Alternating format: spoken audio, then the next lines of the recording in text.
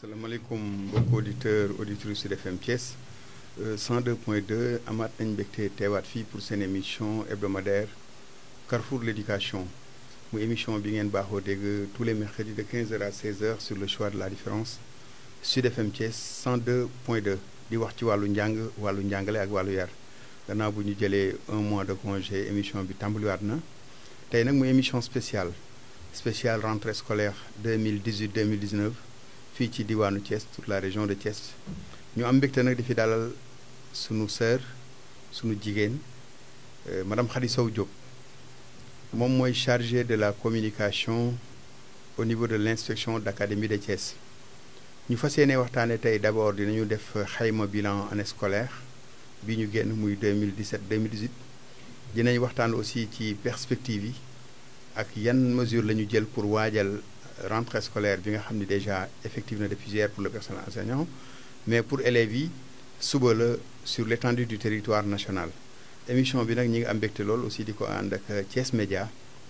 ak Thiès Prestige fas yéene rek pour que tey population Thiès yëpp toute la région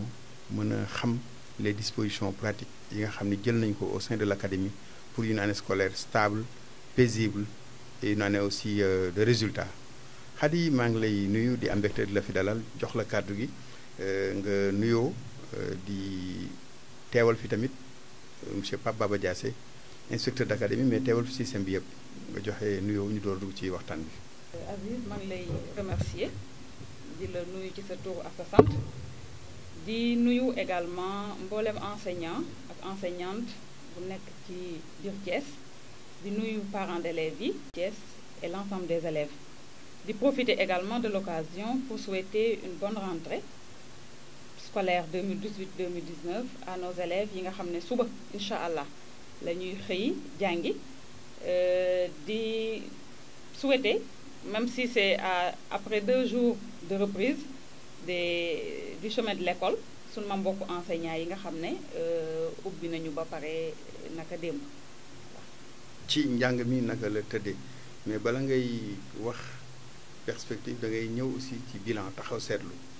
parce que jotuñu woon am temps def ko ndax année scolaire ren bi ni mu tëddee woon la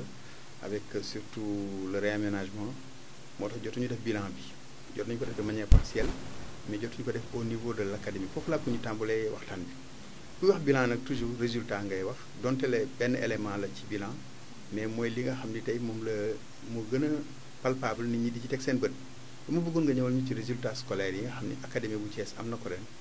surtout pour tous les cycles muy sur wàllu CFE bi en 6e muy ci BFM bi ak ci baccalauréat bi au niveau de l'académie avec les statistiques à l'appui.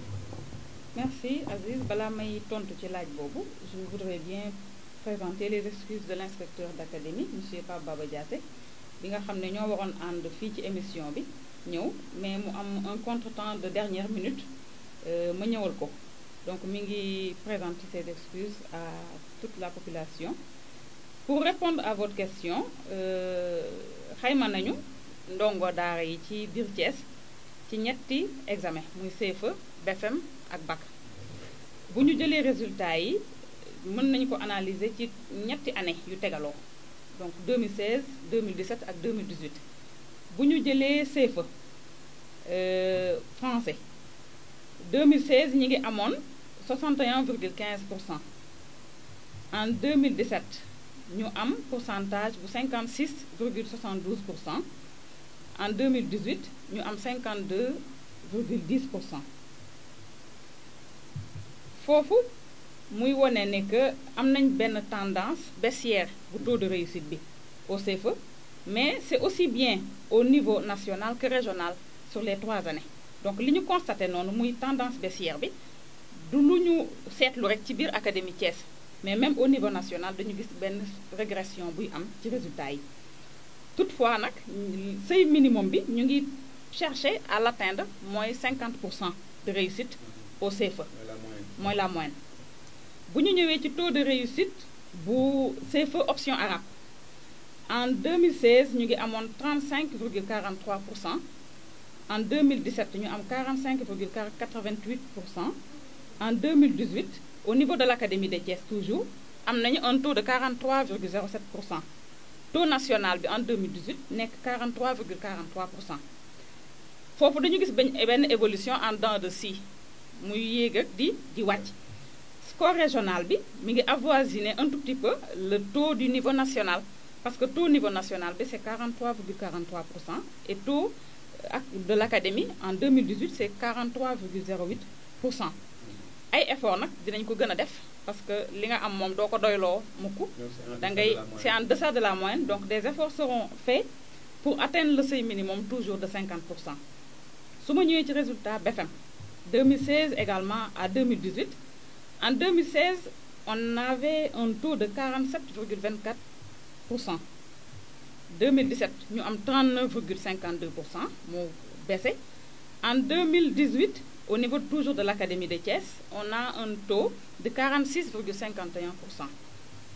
Niveau national bi nekk 52,11% pour le BFM. foofu tamit li ma waxoon seetlu bi ñu amoon ci CFE au niveau de l'option arabe moo ci nekk mooy évolution en dents de scie bi de 2016 à 2018. mais nag il faut ñu bañ a occulter un fait important, c'est le bond considérable de 7 points qui est enregistré en 2018. Parce que par rapport à 2017. Mais toujours, de 39 à 46%. Oui, de 39 à 46%. Donc, on a un bond de 7 points qui n'est pas négligeable parce que aussi, on travaille en termes d'impact. Paris du xëy sotti benn bis ndànk-ndànk ngay def ba kaw ngay egg ci taux bi nga bëgg a am. Le taux national c'est combien? Le taux national c'est de 52,11%. Voilà. Bu ñu ñëwee ci résultat baccalauréat yi de 2016 à 2018. 2016 on avait 40,91%. En 2017 ñu am 34,58%. En 2018 au niveau de l'académie on a 37,99%, mu jege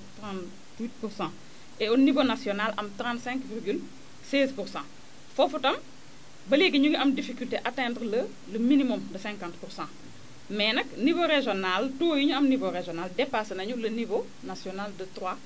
points parce que niveau national on est à 35,16% et niveau de l'académie de Thiès on est à 37%. Pour ñu expliquer ko mu gën a leer. waaw ci surtout wàllu yi. mooy téeméer bu def. voilà. juróom ñoo jàll ñoo laj c'est-à-dire que amuñu sax la moyenne la. ngoo waaw. te loolu déjà gis nañu que ni daaw. def naa daaw 31% la. waaw 31% lañu amoon ci bac. au niveau national. au niveau national 35% ren. donc ça veut dire que am na ñu jàngal sax ne grève bi. xëy na donc xëy na amul ci impacté wu ci torop xam nga évaluation souvent duñ ko def nii rek ci une observation légère superficielle. xam nga dafa am ay outils de diagnostic yoo xam ne ñooy permettre nga mën a teg sa baaraam ci le point faible bi mën a relever peut-être le taux de réussite parce que soo xoolee nii rek ne yaa le quantum horaire peut-être matul ni ñu ko xalaat ni ñu ko war a amale ñàkk na ndax grève beeg yooyu moo tax mais xëy na am na leneen loo xam ne moo nekk ci biir loo xam ne analyse bu am solo moom mooy tax nga mën koo génne voilà. parce que pour les instants de la qualité comme ni ko dafa bari ay beaucoup de facteurs qui interviennent. mais de manière empirique rek mënuñu def déduction. waaw mais quand même à travers ces résultats xool nañu que tant au niveau régional qu'au niveau national ba léegi. je pense que par rapport aux efforts consentis surtout. par rapport aux moyens comme on parle maintenant de logique de moyens logique de résultats. les résultats quand même sont je ne dis pas mitigés mais sont assez faibles. Oui, c'est des résultats assez faibles. Moi, je tantôt que des efforts sont à fournir. Absolument. Et de tous, venant de tous, des parents, des élèves, des autorités académiques, de tout le monde, parce que c'est une synergie d'action qui va permettre d'atteindre les résultats escomptés. Mais xale yi am nga daaw loo xam ni au niveau de l'académie, je pense que phase expérimentale la woon léegi mooy les phares. Progression harmonisée, répartition, évaluation standardisée. Foofu aussi bëgg nañu ñëwoon ci rek pas très entrer dans le fond ndax yéen a ngi koy càmbar. ñëw maintenant xool nu ñu ko mën a généraliser xool aussi tirer les leçons. les forces et les faiblesses. mais au moins nga ñëwoon ci loolu lan mooy njariñam. ak pour ngeen taxawal ko au niveau de l'académie. waaw xam nga loolu c'est une ambition du ministre de l'éducation nationale. nekkul loo xam ne progression harmonisée évaluation standardisée du lu propre à l'académie de Thiès. C'est une ambition du ministre de l'Éducation nationale qu'il y ait une progression harmonisée et des évaluations standardisées maanaam xale yi di avancer ndoo ensemble di ñu leen di xaymaandoo ci même sujet yeeg même programme bi ñu gis xam nga bu njëkk ba da nga daan gis ñu def examen ñi ne gisuma lii ñi ne gis naa lee muy indi ay problème maintenant nag bu ñu amee évolution d'ensemble day tax ñu permettre bu ñu nee egsi nañu instant T mën nañ def composition boo xam ne ñëpp a koy bokk ndaxte ñëpp war nañoo egsi ci tel chapitre mu am inspecteurs yi nekk au niveau de l'académie les IEMS travailler ci progression yi dañu dem sax ba yombalal jàngalekat bi li muy jàngale ci biir classe bi parce que dañu lay on t'envoie la suite logique pas support bi sax peut-être mais la progression est envoyée chaque enseignant am nga progression bi ci sa discipline bi ngay jàngale donc muy loo xam ne yow da ngay ñëw rek xool ne tey lii laa war a jàngale war naa ko eggale tey war naa ko eggale semaine prochaine pour entamer autre chose donc boo fa nekkulee sax sa moroom mën naa ñëw dugal la sa classe eggale la li ngay def ndaxte yéen a tolloo fu ngeen yem muy ay lu ñuy faciliter innovation yi ñuy faciliter daaw jéeg nekkoon nañ ci phase expérimentale defoon ko juste ci classe d'examen yi 3e ak terminale daaw ñu généraliser ko de la 6e à la classe de terminale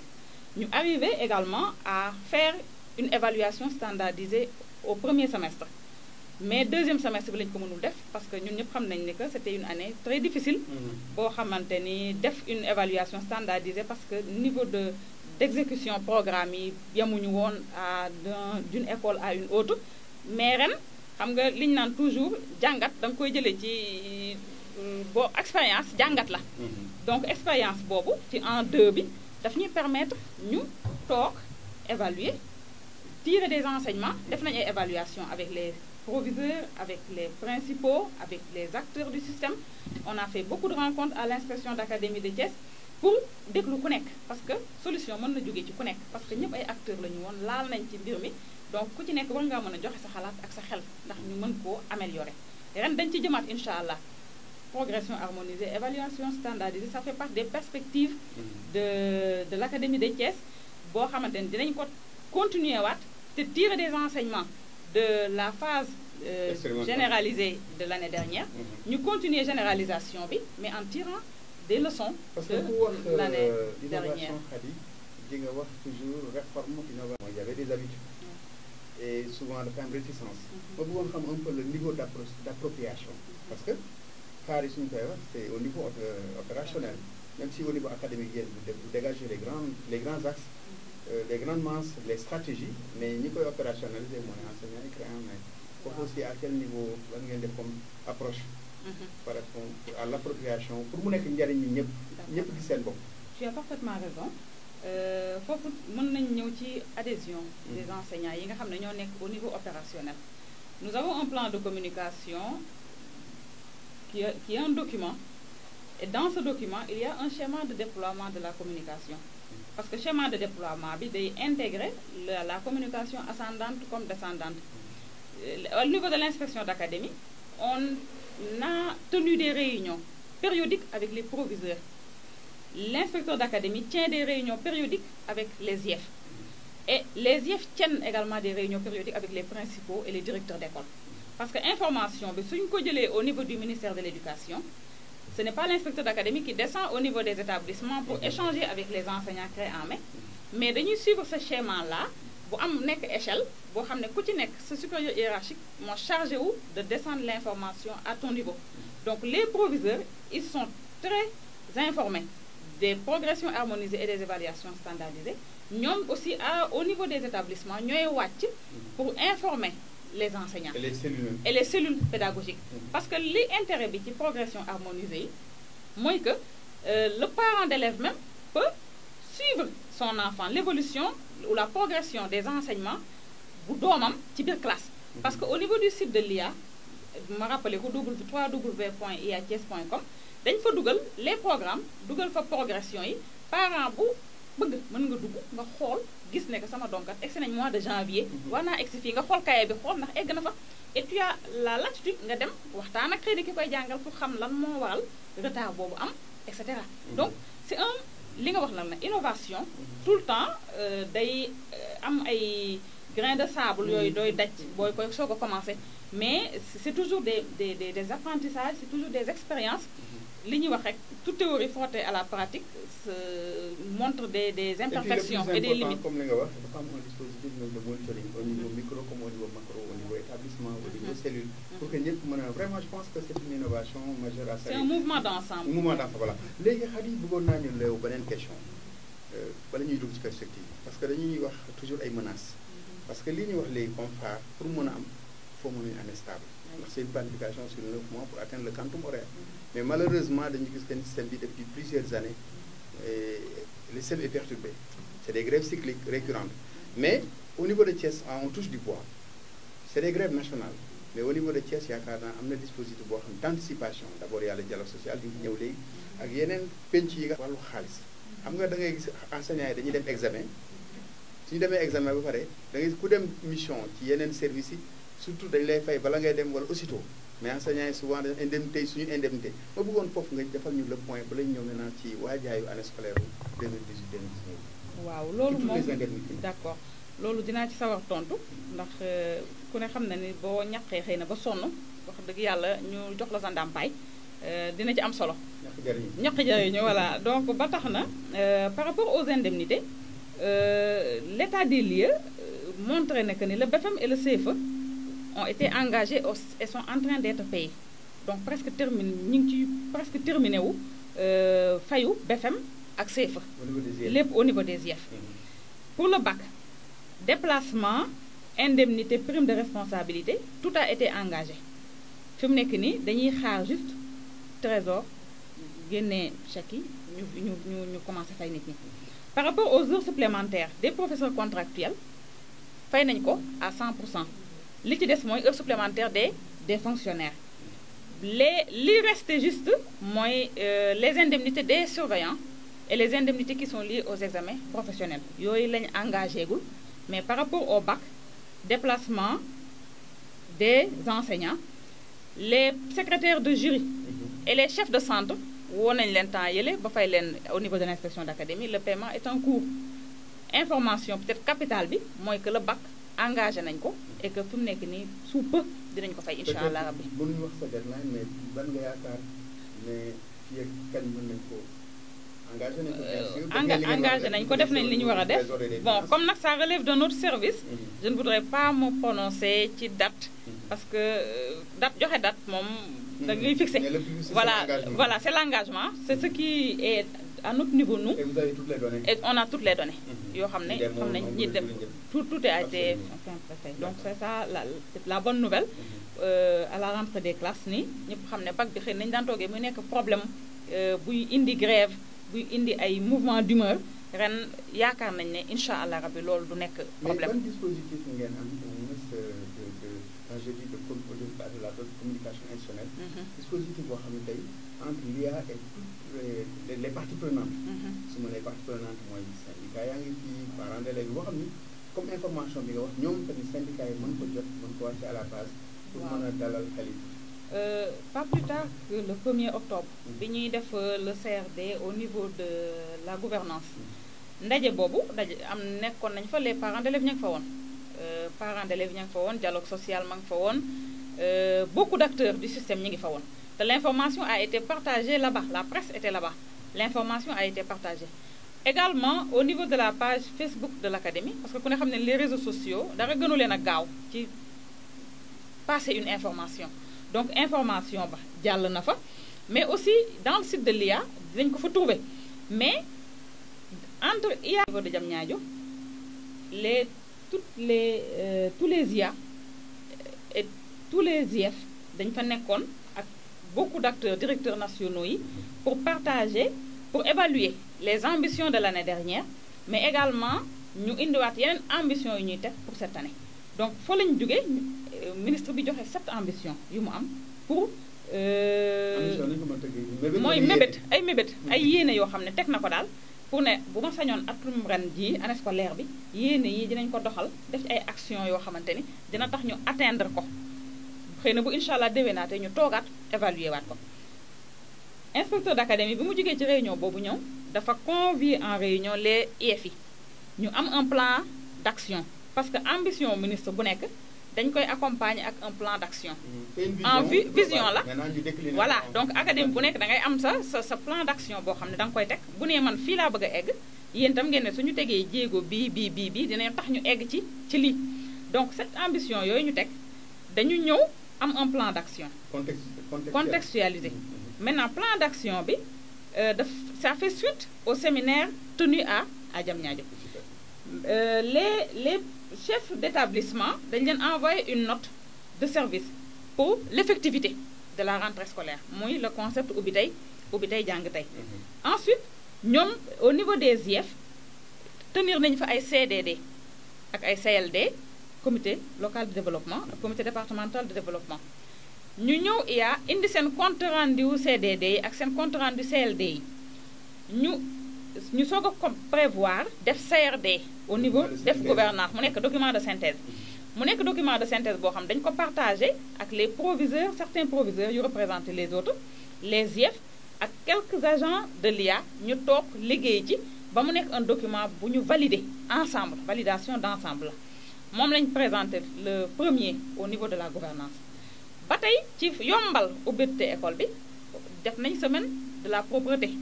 boo xam ne dem nañ ci yenn écoles yi comme Iba Katiba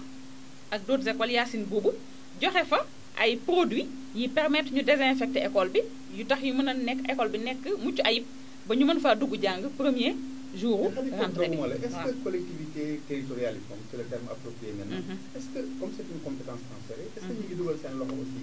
ci vraiment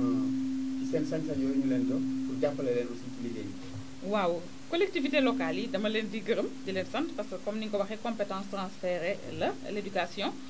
collectivité locale yi ñu ngi def seen loxo bu ñu ci rentrée des classes yi dinañ gis ñu joxe ay fournitures di joxe ay cahiers bic yooyu ci école yi peut-être dañ leen di réorienter un peu man fi ma gisee mooy mën nañ échange bi gën a dëgër suñu diggante ak ñoom pour peut-être ñu leen di conseiller ci fu ñuy orienter par rapport aux priorités parce que doon naa waxtaan benn jour ak le directeur de l'INEFJA mu wax ma lu am solo parce que mu ni ma souvent cahiers la ñuy joxe ak ay bic mais dañuy fàtte fi tam élèves non voyants yi nga xam ne tam ñoom bindewuñu cahier ak bic leneen la ñuy soxla muy seen bristol ak seen matériel yooyu xëy na bu ñu jëloon un petit pourcentage yóbbu ko ci ñoom ñu gis seen bopp tuuti ci li collectivité locale yi di joxe donc dina am solo mais xëy na loolu yëpp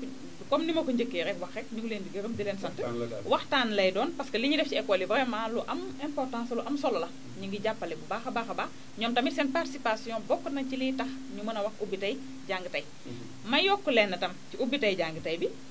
mooy que def nañu état des lieux des écoles et établissements inondés et endommagés et ñàkk 4 structures qui sont concernées. La tenue effective des commissions d'orientation en 6e et en seconde ont été tenues. Les passations de service pour nouveaux chefs d'établissement yi def nañ ko ba boucler nañ ko. Élaboration et signature de CDP yi def nañ ko dans le cadre du paquet FA. Liggéey contrat de performance yi. Contrat de performance yi c'est entre le ministre de l'Éducation nationale et les IA. IA yi ak IEF yi. IEF yi ak directeur d'école yi ak principaux yi souvent entre IA ak proviseur loolu moo nekk lu bees ren kon dañuy essayer ren on est à l'état de embryonnaire donc dafa lu bees la IA dina signer ak ñaari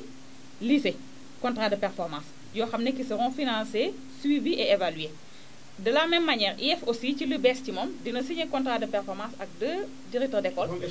day am échantillonnage pour ñu natt xool ndax xam nga xëy na réforme doo ñëw rek def ko mu daj ci ñëpp da ngay essayer évaluer su jàllee baax nga xam ne lii kat lu mën a nekk la nga continuer ko def nañu aussi le mouvement régional des personnels. mais contrat de performance yooyu ban njëriñ la. waaw xam nga góor su nekk góor nga te bu ñu toogee man ak yow ma ne la lii ak lii ak lii ak lii mooy samay mébét parce que tout part nag peut-être des ambitions du ministre. Contrat de performance yi bu ñu ko tegee nga lire ko nga yow nga signé nangu ne yow lii war nga ko mën a engagé wu atteindre. may wax ne que abri provisoire yi man yaakaar naa ne bientôt ça va être un mauvais souvenir parce que le ministère de l'Éducation nationale am na programme de résorption des abris provisoires programme nag mooy loo xam ne du jug tey mu pare tey donc dañ ci def ay jéego ba yaakaar naa ne bis bu programme bi di jeex abri provisoire kenn dootu ko waxati ci biir Thiès bi ñu nekk parce que Thiès laay waxal c'est un programme boo xamante ni au niveau élémentaire dugal na 375 salles de classe en abri provisoire les blocs administratifs en abri provisoire nekk nañ 313 au niveau élémentaire c'est juste à titre indicatif les blocs administratifs 313 les blocs d'hygiène 153 juste pour le programme élémentaire donc loolu yaakaar naa ni parce que waxaguma moyen bi waxuma niveau secondaire bi ak total région bi parce que booy jël total région bi c'est 536 en salle de classe 324 blocs administratifs 166 blocs d'hygiène mur de clôture yi 46 programme bi loolu lay nar a jël en charge ñu ngi ciy nag def ndànk-ndànk bu ñu téyee tuuti rek incha allah loolu ça va être un mauvais souvenir voilà disposition pratique d'accord ku wax démarrage wax personnel wax aussi wàllu jumtukaay wax inscription bu bari daal yoo xam ni il faut que mu nekk en place pour que démarrage ba nekk Aziz donc ci waajtaay yi ba léegi maa ngi woon ci mouvement régional le personnel donc le personnel est déjà mis en place grâce au mouvement national def nañu aussi mouvement académique bi ak mouvement interne bi au sein de l'académie ba tout le personnel est déjà mis en place dinañuy wax na yenn saa yi déficit ma bëggoon ñëw tuuti ci déficit boobu nga xam ne ça se fait sentir beaucoup plus au niveau de l'élémentaire ci élémentaire bi la déficit enseignant ëppee mais nekkul déficit boo xam ne tamit dafay nagamal njàngale mi ndaxte xam nga lu am rek am na ay stratégie yu ñu teg yoo xam ne mën naa tax du la fa tënk nag nga taxaw ne su ma amul lii rek du ma def bi déficit bu amee au niveau élémentaire am nañ d'autres stratégies mooy les classes multigrades parce que déficit bi lan moo ko indi le personnel enseignant est vieillissant au niveau de l'élémentaire mu am aussi ñuy am ay sorties ñoo xam ne dañoo feebar am ñoo xam ne dañuy bàyyi jàngale bi dem au niveau des ministères au niveau des directions am ñoo xam ne dañuy tukki am aussi beneen phénomène boo xam ne ça fait 3 ans que l'académie de Thiès recevoirul sortant donc jotuñu kenn ku bees koo xam ne bees tàq ku ñu daaj yi nii ci paquet ñëw tegal ñu ko donc ñun ñooy def ay mouvement ci biir rek voilà ñu jàpp ne dañoo am surnombre alors que il y a un déficit au niveau de l'élémentaire donc loolu mu nekk une réalité bu ñu pour le moyen secondaire aussi pour le moyen secondaire ce n'est pas noté mais pour l'élémentaire ça se fait sentir là-bas il y a eu également une communication au niveau des médias avec des communiqués de presse qui ont été faits yu ñu def ci Sud FM am na proviseur u lycée yu ko def académie bi tamit def na ko ngir jàllale information bu capital bi mooy que inscription terewul benn xale nga jàngi suba incha allah ubbi tey jàng tey poñewuñ benn parent ne da ngay indi inscription déedéet c'est pas une condition la présence de l'élève à l'école n'est pas assujettie à son inscription bien après nag fii ba ay novembre nga waxtaan ak école ba nga jiite école ba boo no yéen a xam ban système parce que cuisine interne lay doon la petite histoire ren bi demee ba tagga tembe en tant qu'enseignant mais patriote moo lëkkale moo nekk cité Senghor waaw ba yóbbu syndicat yi vraiment première dame recevoir jiitu réew mi recevoir leen ba yóbbu indemnité de logement à 100 000 francs comme ni ñu ko waxee et en octobre 2018 je pense que assurance am na ko première tranche bi dende moom tamit ñu ngi rafetlu vraiment taxawaay xale yi am na benn auditeur bu ñu jox tam question nee nañu Thiès département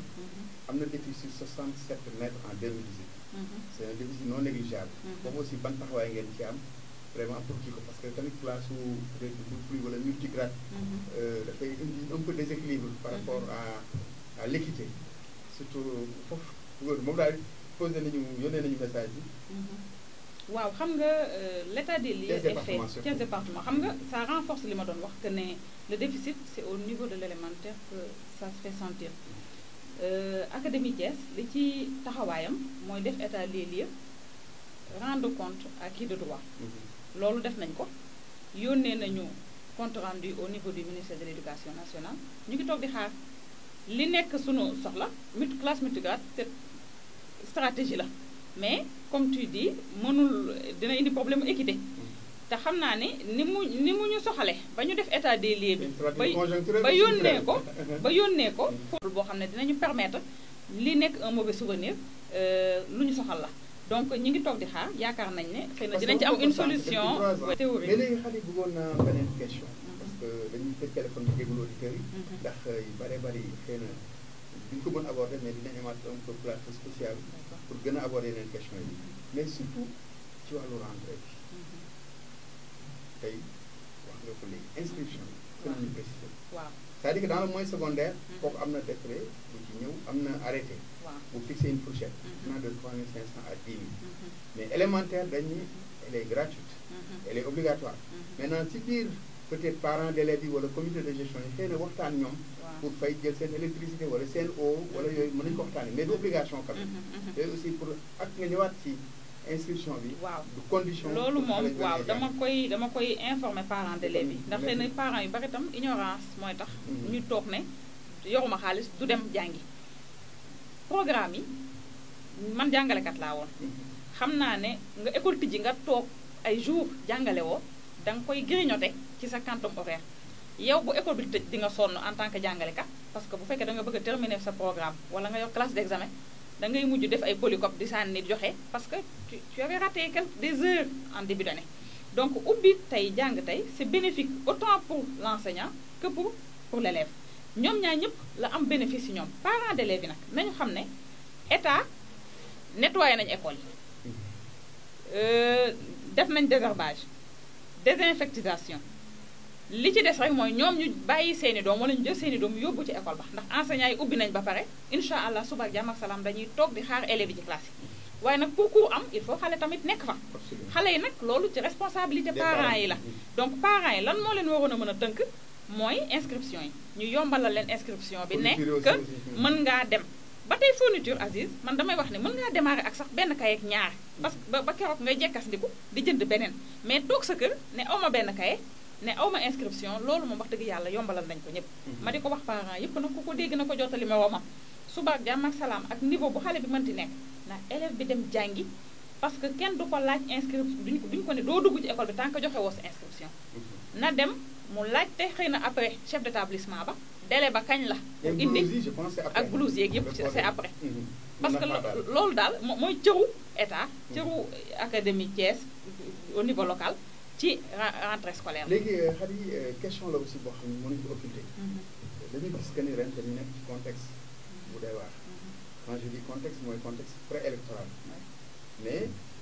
le front social man dama rafetlu bëkki de maa ngi déglu benn leader syndical ci G6 mu ne ñun c'est des revendications légitimes le gouvernement bi respecte accords yi atum yi jàmm na ñëw mais risque aussi toujours de jonction entre les forces politiques et les forces sociales léegi foofu aussi au niveau de je pense que de l'académie dispositif de communication te ñu koy def pour ñu bañ a jaawale ñaar yi xam ni les élections la benn bis la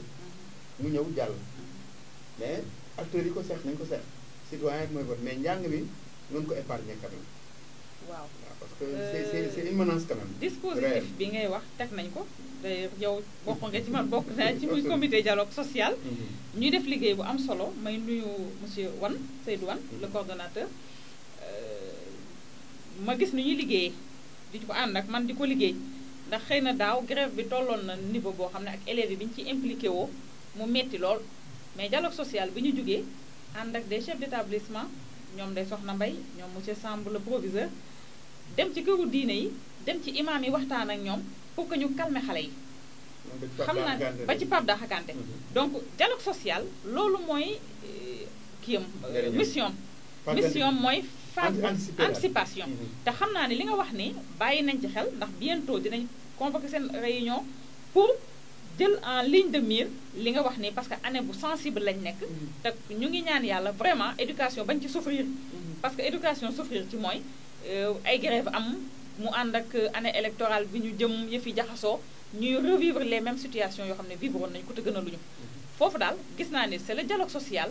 en collaboration avec l'académie de Thiès parce que yombal na leen ko et dina mettre à la disposition du dialogue social des véhicules mettre à leur disposition des chauffeurs defal leen carburant et tout fu ñu bëgg a dem fa muy moyen de déplacement pour mën a sensibiliser informer di partager pour la prévention dont tu parles. Au-delà de la communauté éducative xarit man li may wax toujours Sénégal caa wax na ko sànq ku nekk rek parce que dañu naan non réew mi lii mais dañ ko ne la jàpp ni bu mu yàqoo ci man maanaam taxaw au niveau d'abord individuel taxaw yi ñu defar su dee jàngalekat bi su dee élèves bi su dee parents bi su dee acteurs politiques maire bi il y a ñëpp taxaw rek pour defar su ko defee yaakaar naa ñëpp mën nañoo mucc léegi nag xam naa 5 minutes moo di des. waaw bëggoon naa ñëw peut-être ci un projet très important. muy le PREMAS la préservation des manuels scolaires. waaw muy un projet boo xam ne dañu ko lancé woon au niveau de Kaolack daaw. ren Thiès mooy nekk deuxième région pilote dafa nekk ci phase pilote muy projet boo xam ne dafa am ay points forts ces points forts mooy que on est à l'ère du développement durable te ku ne développement durable wax recyclage xam nga xëy na ñun fii dañuy dese ba tey dañuy xeeb lu ñu recycler mais ku dem Europe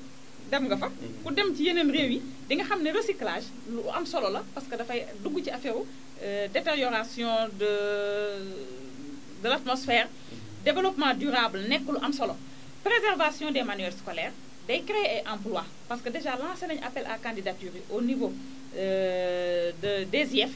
pour créer emploi bu bees boo xamante ne c'est les réparateurs de manuels scolaires loolu amul woon métier bu bees la parce que sax nee nañ dañu koy inscrire ci métiers yi au niveau des chambres de la chambre des métiers donc PREMAS lancé nañ ko le 13 septembre bi passé au niveau de Abdoulaye Yakhine Diop muy projet boo xam ne dafa am visée économique parce que dina soulager ay nit ñoo xam ne peut-être xëy na jàppuñu woon ci dara dinañ leen jàngal métier ba noppi am lu ñu am ak tuut parents d'élèves yi nga xam tamit seeni livre yi doom seeni téere daana yàqu xale yi boo leen joxee livre ñaari fan ñett mu xotteeku boo fa demee ñu defaral la sa livre ba mu mel ne bees tàq man nee naa leen rien ne vaut rien ne peut être comparé à l'image d'un livre usé à côté d'un livre qui a été réparé donc mu ngoog bala may ñu tëj message boo xam tamit man dinaa ko jàlle en tant que citoyen tey soo demee Moussante wala Colobane par terre yi da nga ci gis des livres estampillés yoo xam ne pour école la livre nag su demee Moussante wala Colobane la ko fa yóbbu war nañ ko loolu aussi nañ bàyyi xel loolu c'est-à-dire que livres yi c'est les manuels pour les élèves pour les écoles li may wax ne même kër jàngalekat soo demee fekk ko table banc dëkk ko table banc ci école ba nekk soo demee fekk matériel de santé kër infirmier wala médecin dëkk ko yooyu yëpp aussi il faut que foofu waaw man foofu damay ñëw ci parce que défenseur droits humains là damay wax ne que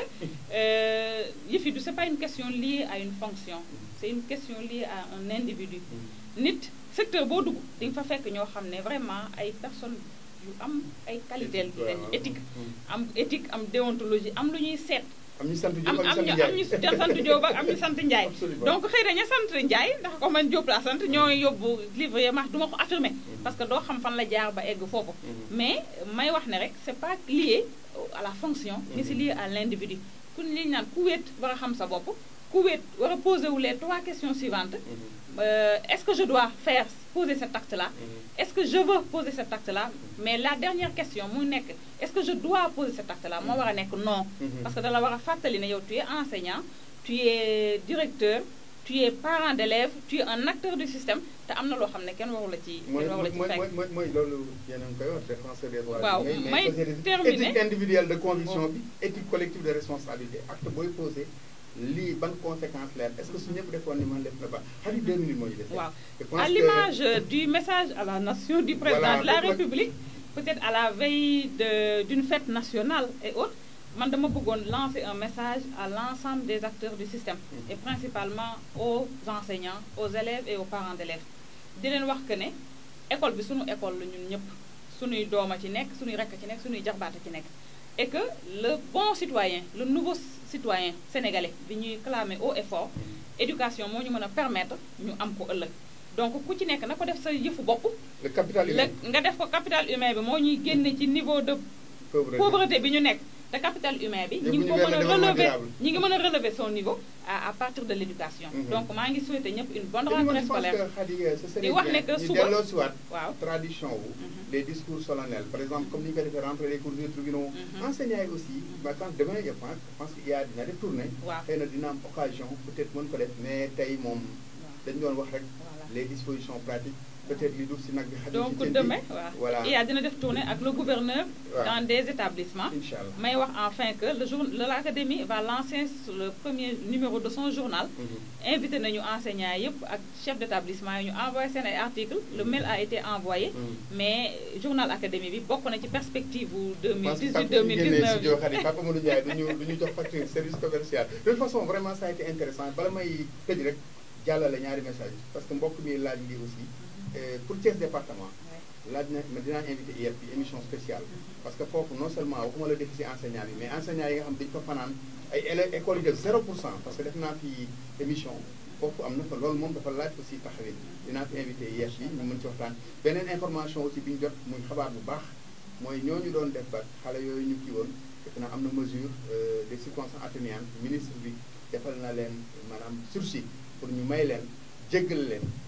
mesure de clémence pour ñu mën def session de remplacement def naa le 8 bii di ñëw dañu koy def incha allah. indemnité yi incha allah. indemnité yi dinañ ko fay incha allah Babacar Ndaw parce que li dul ci nag bi xajul ci cin bi dinañu dellusiwaat incha allah pour yeneen poñ. merci beaucoup pour waxtaan incha allah mbokk auditeurs auditrices Sud FM Thiès seen émission hebdomadaire Carrefour l'éducation tey nag maa ngi doon dalal madame Khady Sow Diop mooy chargée de communication bu inspection d'académie ñëwoon rek pour waxtaan ci waajaayu rentrée scolaire di ñaan yàlla rek def année scolaire jàmm ak salaam Thiès amaat résultat yu baax a baax a baax weesu la barre des 50% ba